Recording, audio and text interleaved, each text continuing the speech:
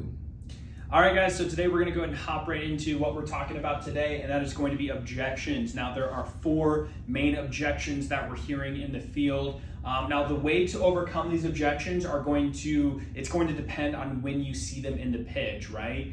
These objections that we're going to be talking about today, these objections are coming after we've closed the first time. And the first close is, of course, it's one thing to save money, it's another thing to qualify. We're gonna check, see if you qualify, how do you spell your first name? The customer gives us an objection, and then we hop right into it. So we're gonna start off with number 1, right? The spousal objection. It can come in many ways. Hey, listen, man, I need to talk to my wife, or hey, I need to talk to the other people on the plan, or my brother's also on the plan, I need to talk to him. So that spousal objection is kind of deflecting the relationship and putting more pressure on what everybody else wants to say. So all we do when that spouse objection comes up is we say, hey, I totally understand you need to talk to your wife. What do you think she's going to be most excited about? Is it going to be the better phone service, or all those gift cards? Oh, it's going to be the gift cards. Absolutely. Those gift cards, I mean, super cool. You're getting $500 in gift cards to be able to spend on whatever you want. It's one thing to save all this money. It's another thing to actually qualify for it. So we're going to take 30 seconds to check. So how do you spell your first name? Okay. So we give them 3 different things that they might be most excited about, whether it's be the phone service, or the lower bill. Jumping right into the time objection, right? Generally, this will come up with at the end of the pitch, after we've closed. The customer says, "Hey, listen, man, I don't really have a lot of time today. I was just here to buy something and get out of here." Our response is going to be very similar. First thing we do is we smile. We agree with them. Hey, I totally understand you don't have any time. The good news about today is it only takes 5 minutes and 30 seconds for you to be able to get the better phone, the lower bill, and all those gift cards. Although it's one thing to save all this money and it's nothing to qualify for it, so we'll take the 30 seconds to check how do you spell your first name, okay? Very, very similar to the spousal objection, just a few different words. Moving right into doesn't like AT&T. I love this one because this can come out in many different forms, so I'm gonna hit on it a little bit longer than the other 2 objections. So I've gotten to the end of the process, or end of the pitch, I've closed. They say, listen, man, I'd love to, but I don't really like AT&T too much at all. I look at them, I smile, and I ask them, okay, no worries. I totally understand you don't like AT&T. What's your biggest hesitation with them?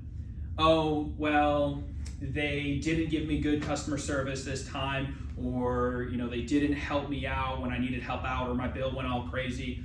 All we can do in that kind of a situation is look at them once again, smile, stay super calm. Hey, I'm really sorry that happened to you. The good news about today is BJ's, they wouldn't have us in here if we were messing up with their members. They specifically brought us in here to help out with the member experience, to be able to keep their members to come into the doors every single day.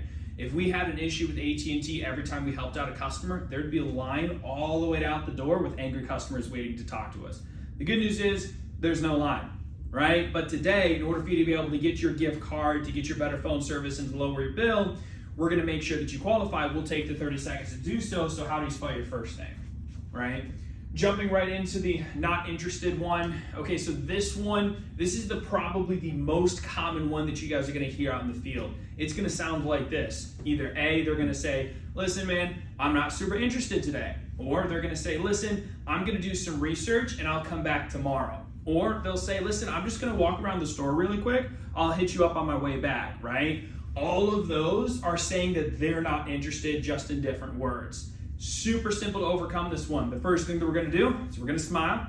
We're gonna agree, hey, I totally understand. What's your biggest hesitation?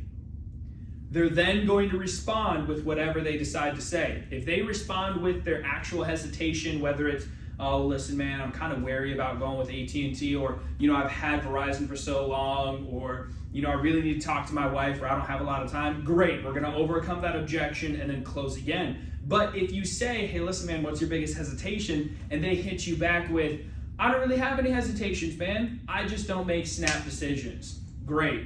What we're going to do for them then is we are now going to think for them, okay? So we're going to respond with, hey, I totally understand. I tell you what, we'll go ahead and go over a pros and cons. Pros and cons are pretty simple. On the pros side, you're gonna get better phone service, lower bill, and a bunch of gift cards. Pretty cool. On the cons, I can't really think of any cons. You might need to help me out with this, Mr. Customer. What are some cons? I'm trying to think of any. Oh, you can't think of any? Neither can I. I'll tell you what though, we don't even know if you qualify for this, but we'll go ahead and take the 30 seconds to check. So how do you spell your first name, right? However, if you do ask them, hey man, I can't really think of any cons, can you help me out? And then they give you a con, bang, that was their actual objection. It's not the fact that they're not interested, it was that they were too lazy to actually ask you the question that they had or give the actual objection. Just a quick reminder before we wrap up, guys, objections, they're very good to have. They're important to get. If you're not getting objections, that means the customer is ignorant to what it is that we're talking about and they're automatically just gonna say no and walk away. We want them to ask questions. We want to get those objections because that gives us an opportunity to, build a relationship with them. Plus, it shows that they're more engaged with what you have to say. Other than that, though, hope this is useful. If you guys want to know how to overcome a generic objection by using the closing loop, I would definitely recommend watching some of the other videos on the channel. Other than that, enjoy the rest of your day. We'll see you guys in the field.